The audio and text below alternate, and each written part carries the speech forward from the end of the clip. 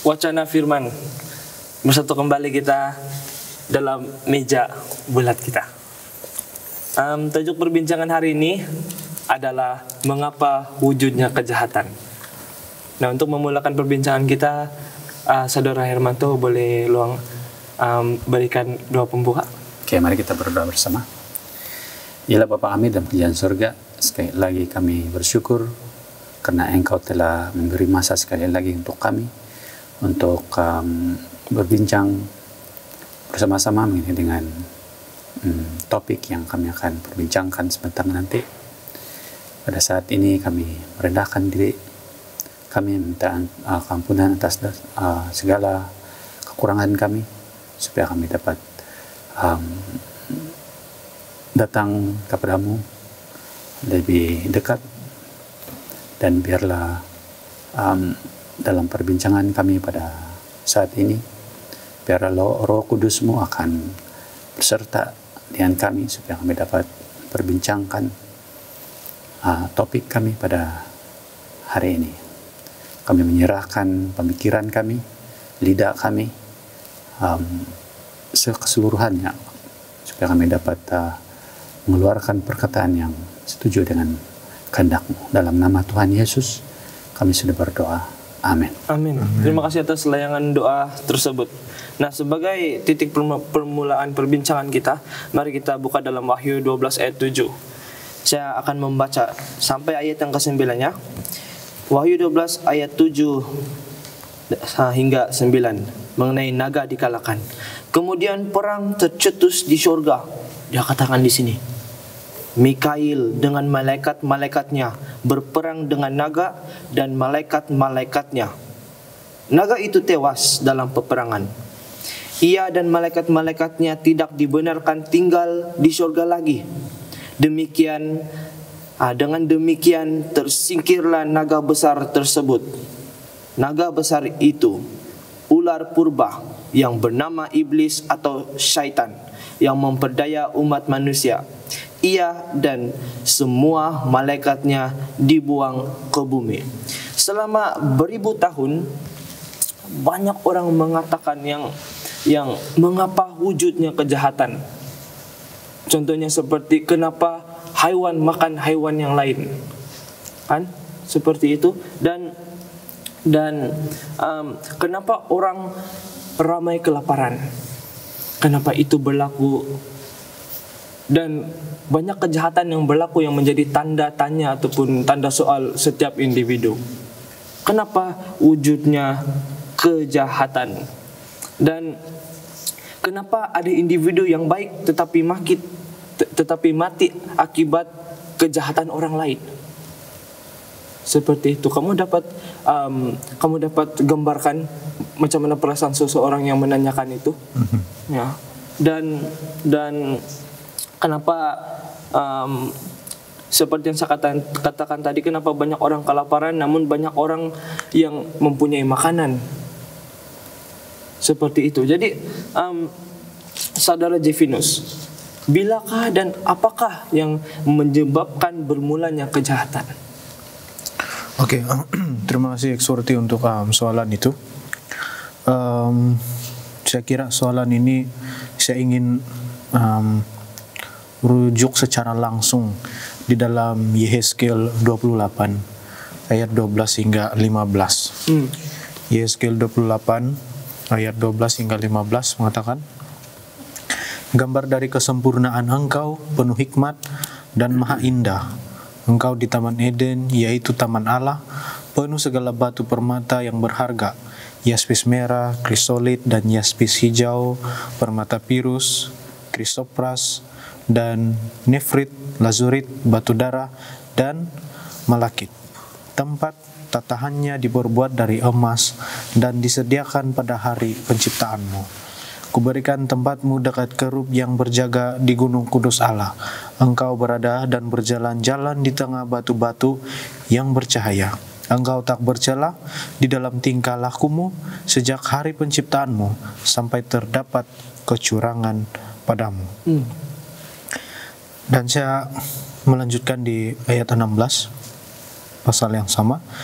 Dengan dagangmu yang besar, engkau penuh dengan kekerasan dan engkau berbuat dosa. Maka kubuangkan engkau dari gunung Allah dan kerub yang berjaga, membinasakan engkau dari tengah batu-batu yang bercahaya. Engkau sombong karena kecantikanmu, hikmatmu kau musnahkan demi semarakmu. Ke bumi kau kulempar, kepada raja-raja engkau kuserahkan menjadi tontonan bagi matanya. Iya. Dan saya ingin membaca lagi di dalam Yesaya 14, 12 hingga 14. Ya, silakan. Wah, engkau sudah jatuh dari langit, hai bintang timur, putra fajar, engkau sudah dipecahkan dan jatuh ke bumi, hai yang mengalahkan bangsa-bangsa.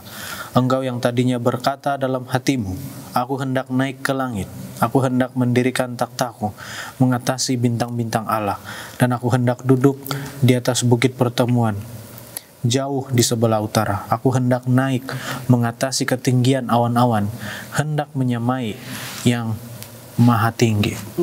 Jadi berdasarkan soalan yang telah diberikan kepada saya tadi, adakah Tuhan ataupun bilakah kejahatan ini bermula? Iya. Dan adakah ini bermula baru-baru juga atau sudah lama bermula? Dan melalui ayat yang saya bacakan itu sebentar tadi, dia kejahatan ini bermula sejak dari syurga lagi, dan itu dimulakan oleh Lucifer sendiri. Dan kejahatan itu berlaku di dalam hatinya secara misteri. Iya. Disebabkan dia diciptakan dengan cantik, sempurna, seperti mana yang kita boleh lihat gambaran yang diberikan di dalam Yehezkiel 28 itu tadi. Dan di dalam Yesaya 14, disebabkan kecantikannya, dia mau menyamakan dirinya dengan yang maha tinggi. Jadi ada perasaan jahat yang timbul di dalam hati dia secara misteri. Tidak dapat dihuraikan bagaimana kejahatan ini boleh timbul di dalam hati Lucifer. Tidak dapat dihuraikan. Kalau kita berusaha untuk menghuraikan, kalau kita berusaha untuk mencari alasan bagaimana kejahatan itu timbul, kita sama saja macam mempertahankan kejahatan itu sendiri. Jadi di dalam hal bilakah dan mungkin bagaimana kejahatan ini muncul, saya boleh katakan ianya sangat misteri. Tetapi dia bermula daripada Lucifer sendiri, seorang malaikat yang diciptakan dengan begitu indah. Dan di dalam ayat 28, Yehezkiel 28 ayat 15 mengatakan, engkau tak bercela di dalam tingkah lakumu sejak hari penciptaanmu sampai terdapat kecurangan padamu. Jadi ada sesuatu yang timbul di dalam hati dia itu yang secara misteri, tapi bermula daripada dia. Ya, terima kasih Saudara Jevinus. Tadi baru saja kamu katakan bahwa kalau kita mencari ataupun ingin mengetahui apa misteri tersebut, apa kamu katakan tadi, itu sama juga seperti kita mempertahankannya. Kita mencari alasan, berhabis mencari alasan untuk bagaimana kejahatan itu timbul, dia sama saja macam kita mempertahankannya. Dia muncul sebab begini-begini, dia bilang, begitulah. Jadi lebih baik untuk menganggap kejahatan itu sebagai yang muncul secara misteri lah, yang manusia punya pikiran mungkin tidak dapat kendalikan. Terima kasih, satu perspektif yang baru bagi saya sendiri. Ya, bagaimana pula dengan soalan bilakah tamatnya krisis ini di surga antara Lucifer dan Kristus? Saya rasa karena dia tamat tidak pasti lagi. Tetapi yang bermula ini dari Lucifer sendiri, tetapi dikatakan di dalam Yehezkiel 28 ini, di dalam ayat yang ke 17 dia dilemparkan di bumi disebabkan itu yang berlaku di dalam diri dia. Jadi saya rasa kejahatan mungkin tamat di surga, tetapi dia bersambung di bumi. Iya. Jadi tidak saya dapat huraikan tamatnya itu seperti apa di bumi nanti. Mungkin kita boleh terus bincangkan di dalam meja inilah. Terima kasih Saudara Jefinus. Kita letakkan soalan itu di atas meja untuk kita berbincangkan. Di sorga tidak, walaupun di sorga itu mulanya kejahatan seperti yang sudah dinyatakan tadi, tetapi bila kita melihat apa yang Tuhan nyatakan kepada bangsa Israel antara apa yang kita panggil holiness of God dengan uncleanness, ya, tetapun sesuatu yang tidak suci itu tidak boleh bersama-sama. Ini dinyatakan dalam buku Taurat, tidak boleh bersama-sama. Jadi di tempat di mana ada kesucian itu, di mana ada tempat yang suci itu tidak boleh ada yang tidak suci di sana. Kalau di dunia ini yang tidak suci itu bila dia bersentuhan dengan yang suci, maka yang suci, maka yang tahir itu menjadi tidak tahir, dikatakan seperti itu. Tapi di mana Tuhan berada di surga, di mana kesucian itu merupakan sesuatu yang memang keadaannya di surga itu, kejahatan tidak boleh tinggal bersama-sama di sana. Nah, itu sebab iblis dan malaikat-malaikatnya itu dilontar keluar dibuang daripada surga, sebab mereka tidak boleh bersama-sama. Exactly bila soalannya itu lama sebelum dunia dijadikan. Sebab kalau kita lihat ketika Adam dan Hawa jatuh ke dalam dosa itu, nampaknya sudah lama kejahatan itu muncul. Lama sebelum dunia dijadikan memang sudah berlaku, dan mungkin apabila dibuang itu mereka memilih di sini, kita tidak tahu. Ada banyak yang kita tidak dapat lihat mengenai kejahatan ini. Jadi saya melihat bahwa kejahatan ini adalah satu perkara yang misteri. Jadi adakah wajar untuk kita mengatakan bahwa kejahatan itu bermula daripada Tuhan sendiri, memandangkan kejahatan itu berlaku secara misteri? Kalau kita lihat apa yang kita sudah dengar tadi, penjelasan daripada Saudara Jeff dan juga Dr. Gerard, kita boleh melihat di sana bahwa Tuhan itu tidak sama sekali mencipta kejahatan. Maka Dia membenci kejahatan. Itulah sebabnya Lucifer telah dibuang daripada kerajaannya, karena dia membenci kejahatan. Dan kita sudah dengar tadi yang kejahatan dengan kebaikan itu sama sekali, ataupun kesucian sama sekali tidak dapat bersama-sama. Tidak boleh connection, tidak ada connection di antara satu yang lain. Sama juga dengan terang dengan gelap, dia tidak sama sekali, dia tidak akan bersama. Kalau terang itu teranglah, kalau gelap itu gelaplah. Jadi Tuhan tidak mencipta kejahatan. Kejahatan adalah bermula daripada ketinggian diri Lucifer. Dan Allah sangat membencinya kejahatan, sehingga dia menyingkirkan Lucifer itu daripada kerjaannya. Terima kasih rekan-rekan sekalian sudah begitu membantu dalam menjawab soalan ini. Bilakah dan mengapakah, apakah menyebabkan kejahatan wujud, dan juga bilanya tamat dan krisis ini dan juga adakah wajar, semua itu sudah dijawab. Dan sekarang saya ada soalan untuk kita, apakah implikasi ataupun kesan kejahatan di dalam kehidupan manusia seharian? Kita sudah melihat bahawa kejahatan itu sangatlah buruk. Sebab itu bermulanya daripada hati Lucifer sendiri. Dan itu adalah satu perkara yang misteri. Dan kita mengetahui bahawa perkara ini betul-betul menyedihkan hati Tuhan yang Maha Pencipta, Maha Pengasih sendiri. Yang mana dia sendiri walaupun dia adalah Maha Pencipta, Maha Pengasih, tapi dia harus lakukan apa yang dia perlu lakukan yang tidak bercanggah dengan dia punya karakter sendiri, yaitu untuk membuang Lucifer melempar Lucifer daripada syurga.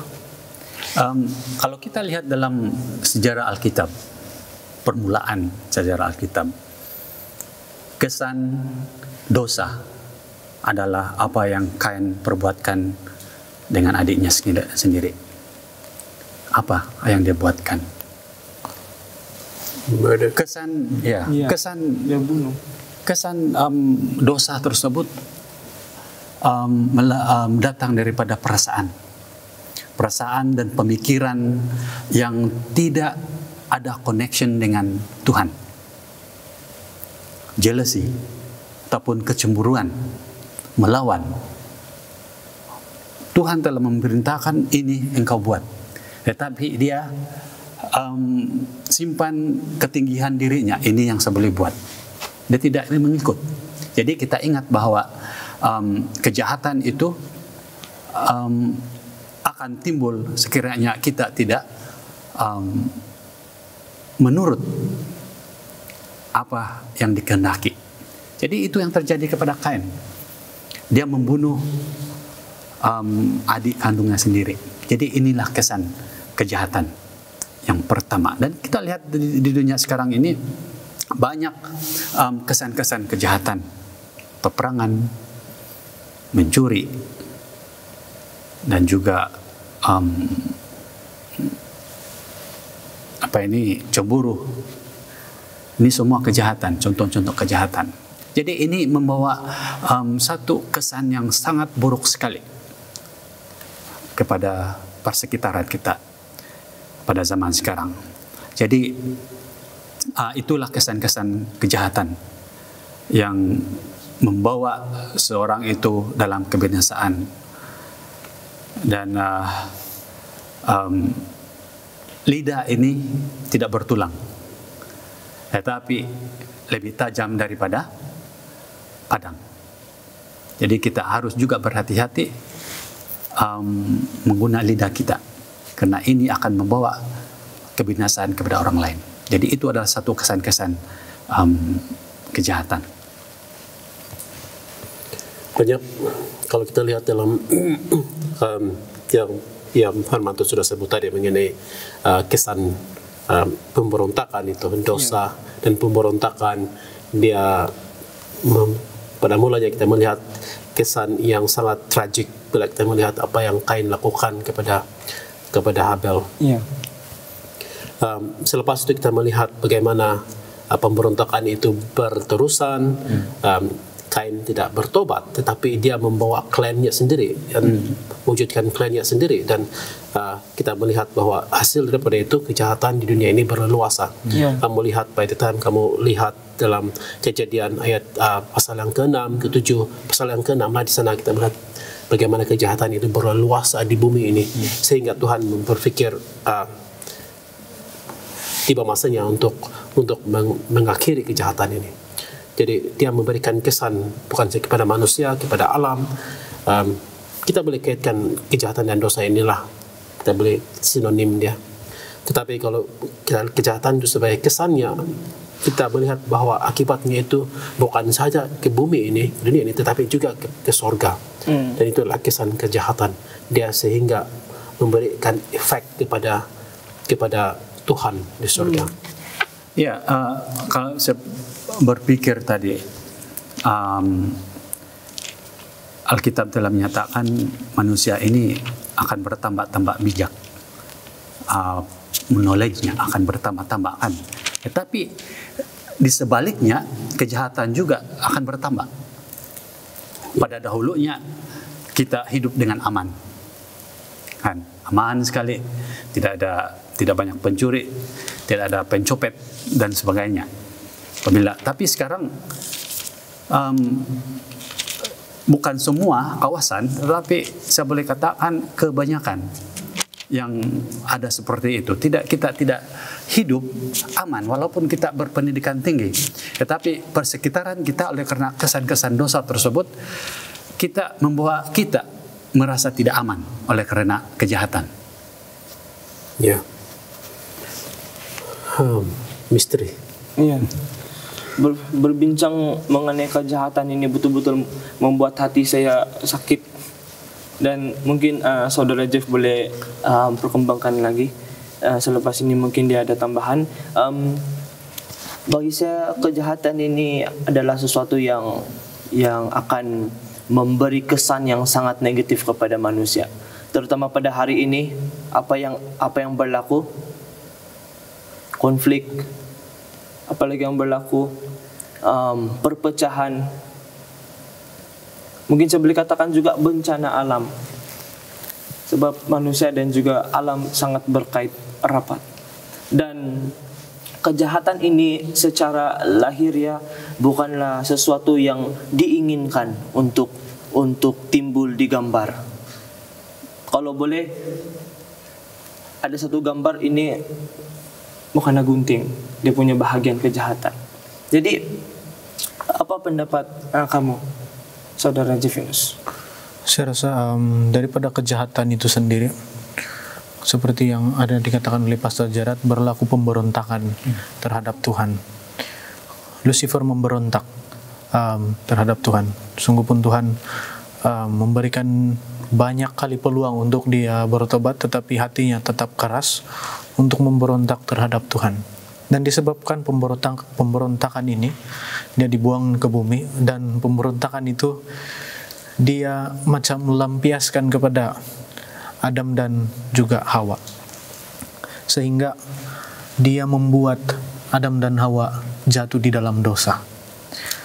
Dan setelah Adam dan Hawa jatuh di dalam dosa, salah satu yang menjadi akibat dosa itu sendiri adalah kematian. Nah, itulah yang saya kira salah satu akibat kejahatan ataupun akibat dosa yang sering berlaku kepada kita, yang sering berlaku di dunia ini, yaitu kematian itu sendiri. Salah satu perkara yang sangat menyakitkan, dan saya kira itu juga adalah satu implikasi ataupun kesan kejahatan itu sendiri. Ya, saya berpikiran yang kejahatan ini akan membawa kebinasaan. Kalau kita lihat cerita Sodom dan Gomora, ya, mereka mempunyai kejahatan, mereka sudah maksima, sudah sampai ke langit, kata di Alkitab katakan. Dan kesan kejahatan tersebut membawa kebinasaan kepada mereka. Allah binasakan mereka. Jadi ini adalah satu yang memberi kita pengajaran yang kita harus memperbaharui hidup kita, menghindarkan kejahatan-kejahatan supaya kita tidak binasa, dibinasakan. Dan kalau kita akan terus mempunyai hubungan rapat dengan Tuhan, kita akan dapat menerima hidup yang kekal daripada kebinasaan. Ya, terima kasih. Kematian saya percaya bukan saja daripada fisikal kita, akibat dosa dan akibat kejahatan ini, tetapi juga kepada kehidupan kerohanian kita. Dan ini sangat-sangat menyedihkan. Bagi saya kejahatan, sekali lagi bagi saya ini bukan sesuatu yang saya inginkan berlaku. Sebagai seorang Kristen dan sebagai seorang individu yang mempertahankan kehidupan seorang yang percaya akan Tuhan. Tetapi saya mempunyai harapan di dalam Kristus, di mana Kristus akan membantu saya walaupun dalam kejahatan yang berleluasa ini, Kristus akan membantu saya untuk terus kuat dalam mengharungi segala cabaran. Dan timbul satu soalan untuk kita semua perbincangan. Adakah dosa dan kejahatan akan dimusnahkan satu hari nanti? Ataupun dia akan berlanjutan sehingga infinity? Jelas sekali kalau kita perhatikan dalam setiap buku Alkitab itu, kejahatan itu bukan sesuatu yang kekal lama. Kita melihat beberapa bahagian dalam sejarah dalam Alkitab, satu gambaran di mana Tuhan akan mengakhiri kejahatan. Yang pertama kita lihat mungkin dalam Kejadian 6, 7, 8, 9, di mana ada dunia yang dipenuhi dengan manusia yang jahat. Tuhan mengakhiri kejahatan itu dengan apa yang berlaku dengan air bah. Yang tinggal keluarga Noah. Tetapi selepas itu juga kejahatan datang.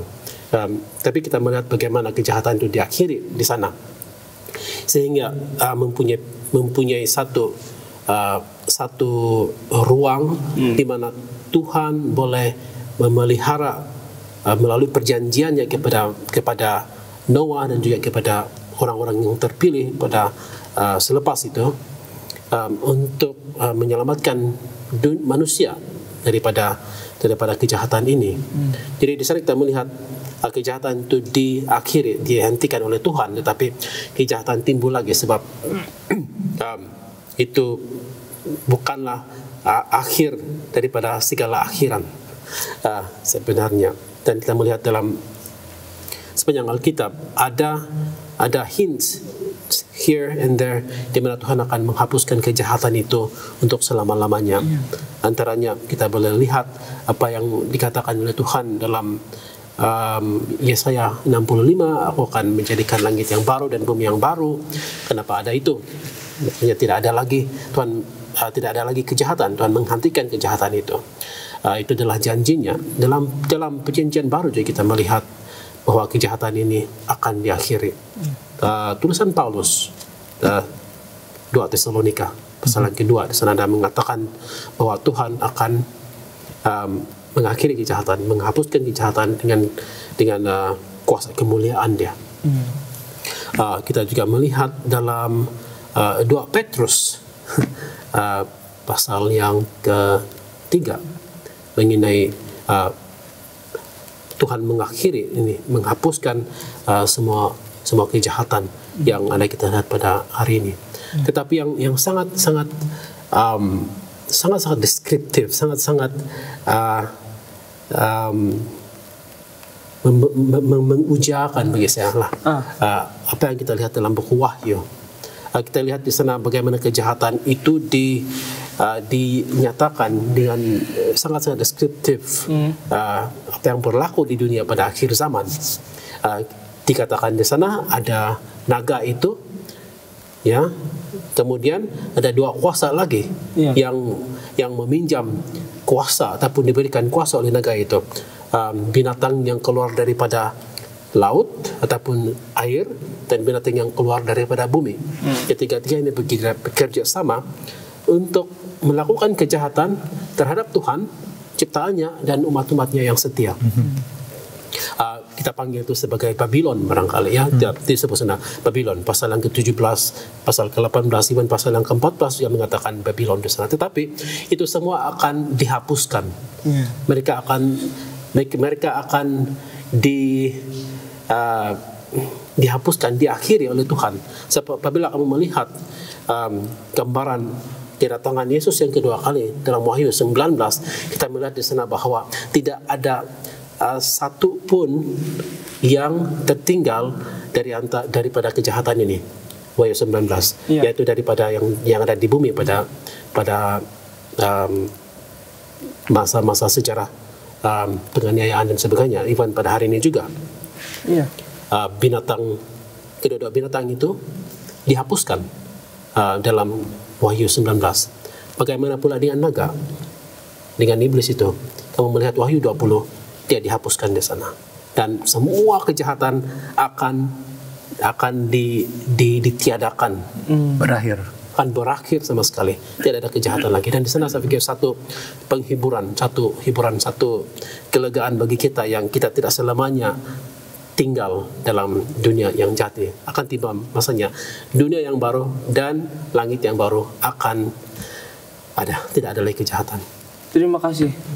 Itu membawa kita kepada satu engagement kepada perbincangan kita dengan lebih dalam, dan juga membantu kita untuk memahami apa yang akan berlaku kepada kejahatan nanti.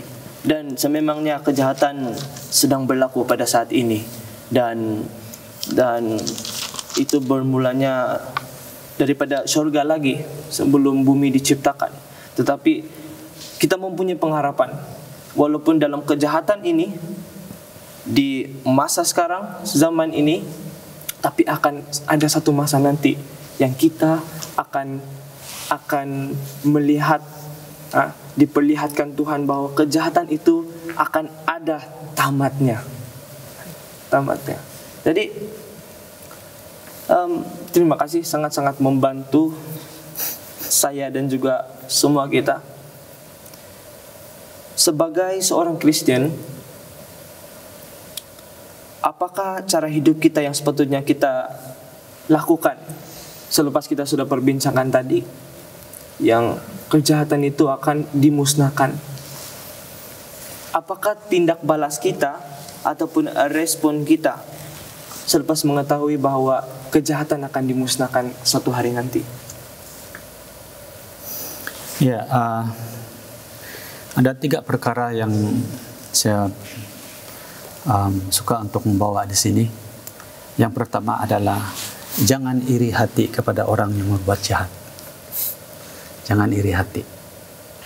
Kalau kita lihat di dalam Amsal 24 ayat 19 katakan, jangan menjadi marah karena orang yang berbuat jahat. Jangan iri hati kepada orang fasik. Sekali kita iri hati, maka kita berjabak kepada kejahatan. Perkara yang kedua adalah jagalah hati kita sendiri dengan baik. Jagalah hati kita dengan baik. Dalam Amsal 24 ayat 17 menyatakan, siapa berkata kepada orang fasik, engkau tidak bersalah, akan dikutuk bangsa-bangsa, dilaknatkan suku-suku bangsa. Di dalam Amsal 4 ayat 23 menyatakan, jagalah hatimu dengan segala kewaspadaan, karena dari situlah terpancar kehidupan. Jagalah hati kita, jangan kita iri hati kepada orang lain. Dan perkara yang ketiga adalah ingat kejahatan akan berakhir. Bagaimana dalam kehidupan kita sehari-harian, bagaimana kita mengakhiri kejahatan itu dalam kehidupan kita. Pastor sudah katakan tadi, kejahatan dalam dunia ini akan berakhir. Kita tidak akan selama-lamanya tinggal di sini dalam dunia yang berdosa, yang penuh dengan kejahatan ini. Kejahatan akan berakhir. Jadi bagaimana cara kita untuk mengakhiri kejahatan-kejahatan dalam kehidupan harian kita? Dalam Amsal 24 ayat 16 menyatakan, sebab 7 kali orang benar jatuh, namun ia bangun kembali. Tetapi orang fasik akan roboh dalam bencana. Berarti di sini kita harus bangun setiap hari, supaya kita terhindar daripada kejahatan. Jadi saya ingat ini adalah nasihat yang sangat baik. Kita lihat di sini nasihat seorang ayah kepada putri kesayangannya. Jika ada seorang orang menjahatimu, itu bukan urusanmu. Tetapi urusanmu adalah berbuat baik kepada orang. Itu urusan kita. Kalau orang itu berbuat jahat kepada kita, itu bukan urusan kita. Urusan kita adalah berbuat baik kepada orang yang berbuat jahat kepada kita. Jadi ini 3 perkara yang saya boleh ketengahkan bagaimana cara kita sepatutnya mengendali kejahatan dalam kehidupan kita sehari-hari. Ya, terima kasih. Kita sekarang tahu bahwa kejahatan akan dimusnahkan suatu hari nanti. Dan respon kita telah dikongsikan daripada Saudara Hermanto bahwa kita perlu untuk tidak iri hati. Jangan iri hati kepada orang yang seperti dikatakan dalam Alkitab fasik. Dan juga kita perlu beringat untuk diri kita juga apa kita perlu lakukan untuk jaga hati kita agar kita tidak berbuat jahat, berniat jahat. Kita perlu jaga hati kita dan itu adalah satu proses. Dan juga kita perlu beringat bahwa kejahatan akan dimusnahkan satu hari nanti. Sebagai seorang Kristen dan orang yang mempercayai akan Yesus Kristus yang sudah mati di kayu salib, bagaimana cara kita untuk mengalahkan kejahatan ini? Saya rasa soalan ini sangat menarik lah. Bagi sesetengah orang, barangkali mereka akan berpikir yang mengalahkan kejahatan itu mustahil dengan kekuatan diri sendiri. Tetapi mungkin dengan pertolongan dari Tuhan sendiri, kita akan dapat mengalahkan kejahatan. Apa yang pasti,